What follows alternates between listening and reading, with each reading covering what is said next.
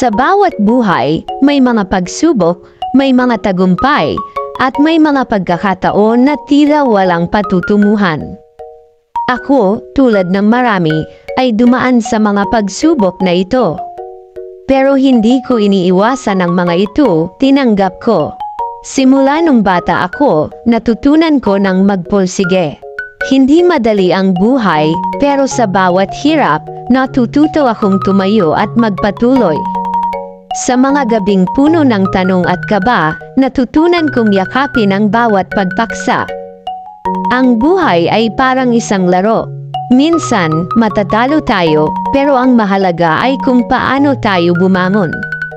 Pinili ko ang magpatuloy, at unti-unti, natutunan kong maging masaya sa mga maliliit na tagumpay. Ngayon, may mga pagkakataon na hindi ko pa rin alam kung anong hinaharap, pero natutunan kong yakapin ito ng may pag-asa.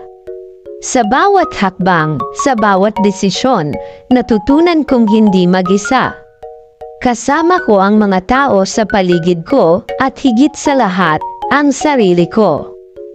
Ang buhay ko ay hindi perpekto, ngunit sa bawat kwento, sa bawat hamon, natutunan kong mahalin ang sarili ko at ang bawat pagkakataon. Kasi, sa huli, ang pinakamahalaga ay kung paano mo tinitingnan ang sarili mo at ang buhay.